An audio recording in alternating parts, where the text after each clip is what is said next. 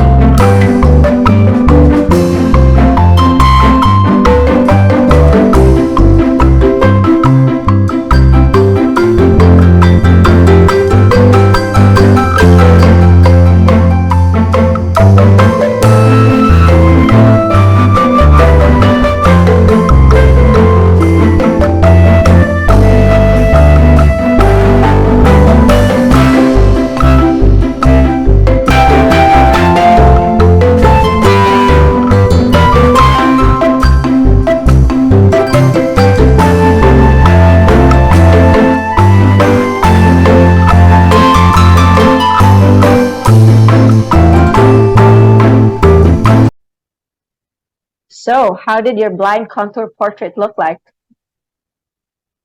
Did it look like this? Reflect on how that activity made you feel. Write two words or a phrase on a sticky note.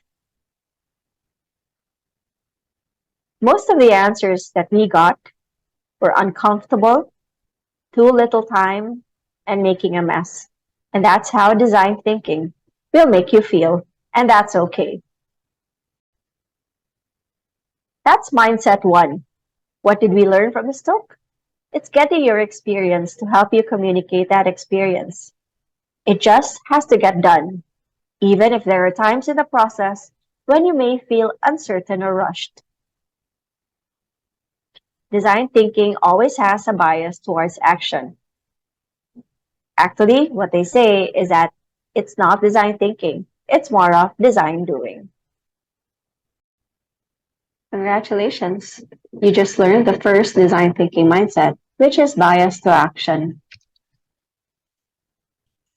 Now let's go to the second mindset, navigating ambiguity.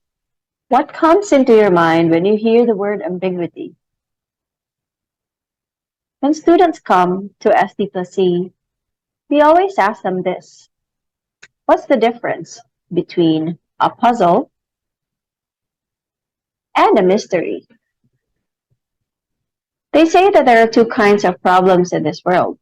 The first one are the puzzles, where when you just have the right level of data, you can solve it.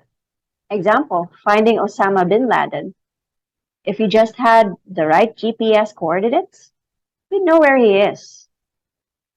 The second category, however, the mysteries, may not have a single piece of data, or it may have too much data that you need a lot of interpreting. Mysteries are richer, harder problems that allow a lot of creative systems thinking. It requires prototyping and piloting. A puzzle has simple factual answers. On the other hand, a mystery may have many contingencies and is solved by more analysis rather than fact gathering. So when do we use design thinking? Learning design thinking doesn't mean that you're going to let go of your research skills, the research methods that you've learned before. It's just a new way of approaching problems. Questions to ask. Is the problem human-centered? If you think that you need a deep understanding of the human beings involved, use design thinking. How clearly do you understand the problem? When there's a need to explore and get an agreement of what the problem or pain point really is, let's use design thinking. How about the level of uncertainty? When there are too many unknowns and past data is unlikely to help, maybe design thinking can help. What data is already available to you? When there is little relevant existing data to analyze, then that is when you use design thinking. What is it not? It's not an answer to all problems. It's not linear. In fact, you may go from one process to another. And it's not a perfect process. In fact, it's always changing, always developing. What is design thinking? It's a process for exploring new opportunities, making decisions under conditions of uncertainty, because the power of analysis has its limits. How else does a design thinking mindset look like? I'm going to show you three different illustrations. Take a look at this. What do you see on the screen? And how do you say that or express that? Now compare that to this. And then this. Now you can see that even small differences in visualization can make a big difference. And that is the next design thinking mindset. We need to show, we don't just tell. In design thinking, we need to communicate our vision in an impactful and meaningful way by creating experiences for our users, using visuals to tell good stories. Here's another design thinking mindset. What do you think about this image? What's so unique about it? This is unique in the sense that it shows the collaboration between the famous clothing brand Levi's and the famous toy company Lego. This is radical collaboration. What is radical collaboration? It's bringing together innovators with varied backgrounds and viewpoints to enable breakthrough insights and solutions to emerge from the diversity. And finally, mindset number 5 is be mindful of process. Always know where you are in the design process, what methods to use in that stage, and what your goals are. Speaking of process, this is the design thinking process that we're going to use.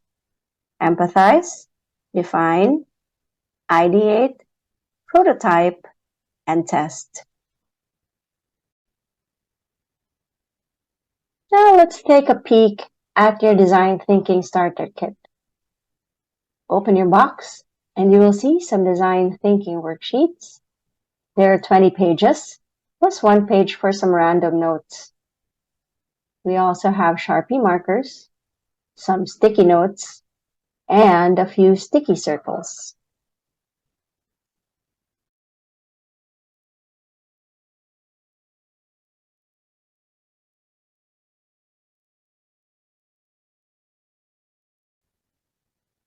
Hi everyone. I hope that your design thinking kits are complete. Now let's take a quick review of the design problem that we're going to solve or our design challenge. According to Nutrition International, the Philippines is grappling with severe malnutrition. There's a high prevalence of wasting, stunting, nutrient deficiencies, and overweight among children and women. If we don't intervene, the cost of malnutrition to the economy is estimated at nearly $4 billion per year. And so that is why we decided that our design thinking problem for this year will be the better food future. How might we build a better food future for our own community?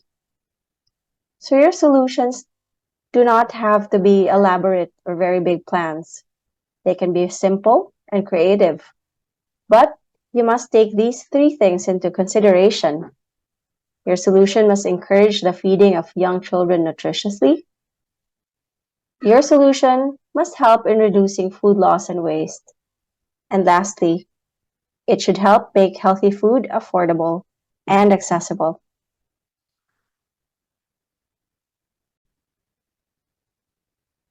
Are you ready to go to the first part of design thinking? And it's really the most important part. It's empathy. There are so many design thinking structures. Harvard has its own, IDEO has its own, even the Philippines has its own terminologies. Empathy is sometimes called the discovery phase. Some people would call it the understand phase. So empathy is the foundation of any human-centered design process. If you're a human-centered designer, you need to understand the people for whom you're designing. But empathy has different levels. The most basic ones are observing, when you're just viewing users and their behavior in the context of their lives without intervening. The second level is engaging. Engaging is when you really interact and interview users. It may be scheduled or short intercept encounters, which is what you're going to do today. And the third one is immersion, and this is a little longer. It's when you experience what your user experiences. Now, when you do this, you have to take a beginner's mindset. Be open-minded, naive, curious, question your assumptions. So for this particular part, you would need 3 worksheets, Empathy Probe, page 5, 6, and 7. You have 10 minutes to go over worksheets 5, 6, and 7 with your team. After you go over them, you have to share with each other what do you find surprising about the empathy probe and what's something new that you discovered in the empathy tips.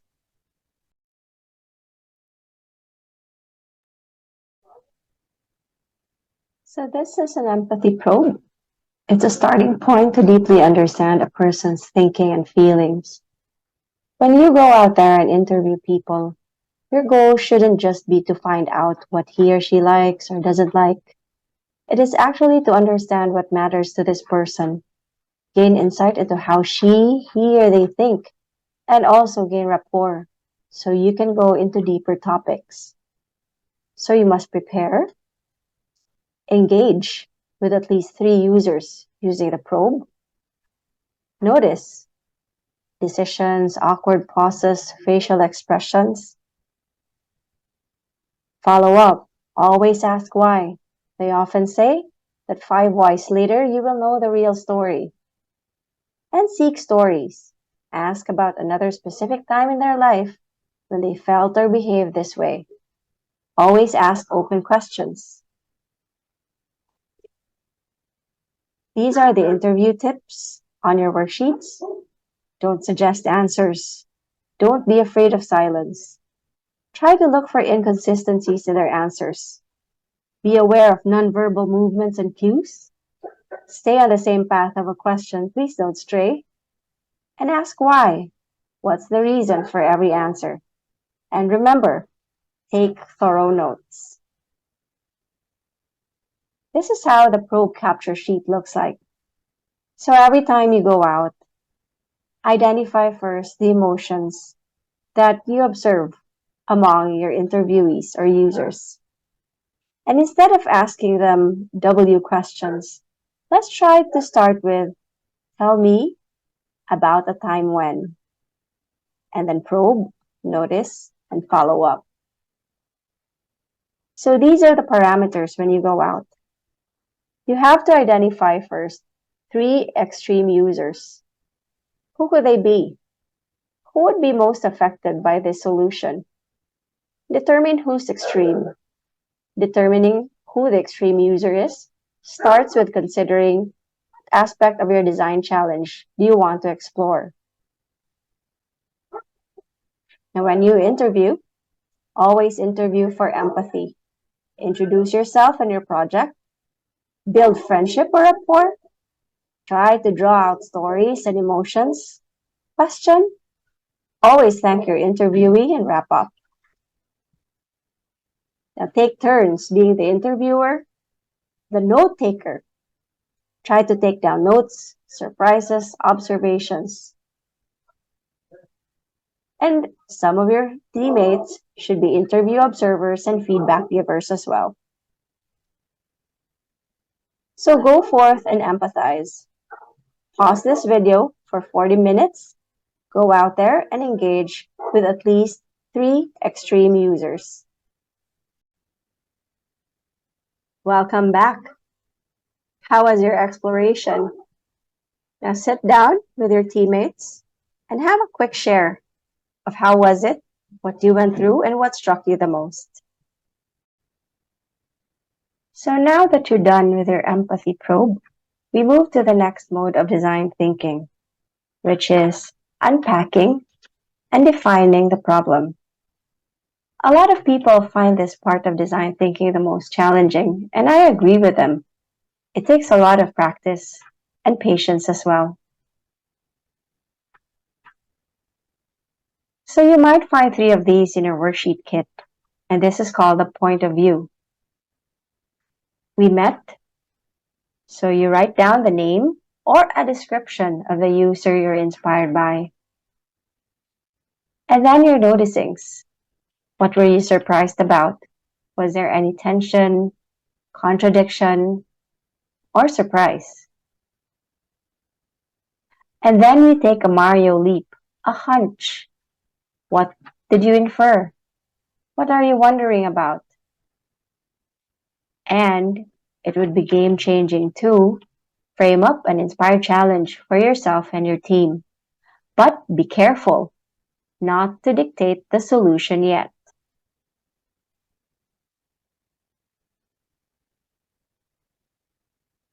So make a POV tool, one for each user. You have 20 to 30 minutes to create this. Here are some examples. In 2008, a soap company went out and talked to its users. At that time, because of economic difficulties, people were very frugal. So they decided to go out and interview young professionals. So this soap company met Ryan, a hipster who lives in Southern California. And they were very surprised to notice because he never washes his jeans because he wants them to look great. And so they started wondering, why does Ryan think that cleaning his jeans will ruin them instead of make them better? And so this group of people thought it would be game changing to equip him to care for his clothes without destroying them. Can you guess which soap company this is? This is the famous Tide, and that's how they came up with Tide Total Care. Here's another example. This came up last week from our talks with Raul Castro. So his company met a couple since college, Tina and Rex. And they were surprised to notice that they never date at Jollibee during Valentine's Day. Jollibee wonders if this means Jollibee isn't the go-to place of couples for Valentine's. So it would be game-changing to make Jollibee the place to be during Hearts Day. So you see, they framed the challenge, but not the solution yet. Now you have 3 POVs on your hands or on your desk. Stare at them for 3 minutes, zoom out for a bit with your team. Now, how do we choose whose problem we're going to solve? The way we do it is dot voting. Dot voting is quick and it gives a voice to everyone, even the more quiet ones in the team. So take out your stickers and mark 2 stickers with letter Q using your Sharpie. Q means quick.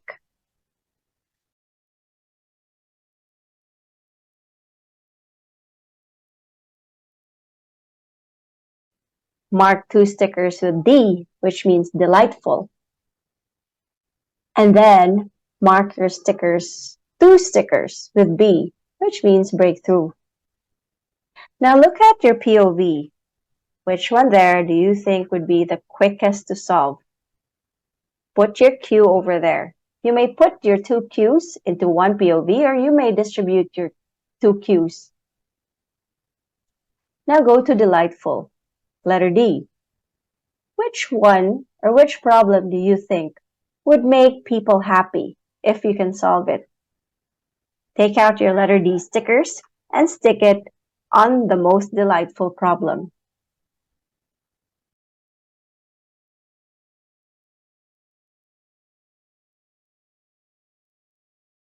Lastly, look at your POVs again and choose which one do you think is the most challenging.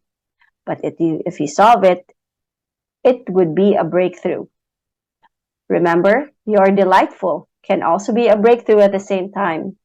Your quick can also be delightful. The choice is really up to you.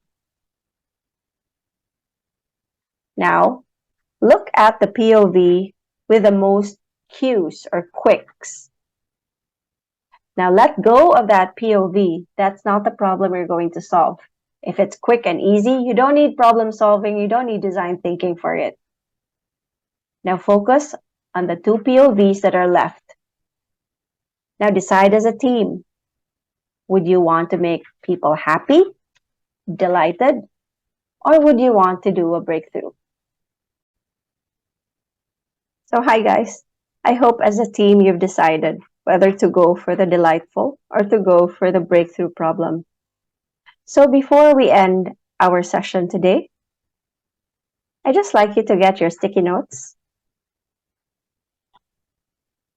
And on the first sticky notes, name one mindset that stuck to you today. On your second sticky note, try to recall and then write down one interview tip that you remember. And on your third sticky note, write two modes of design thinking that we were able to take up or talk about today. Thank you very much for your participation today. I'll see you at the same time next week, and we will continue with our design thinking journey. Go forth and innovate.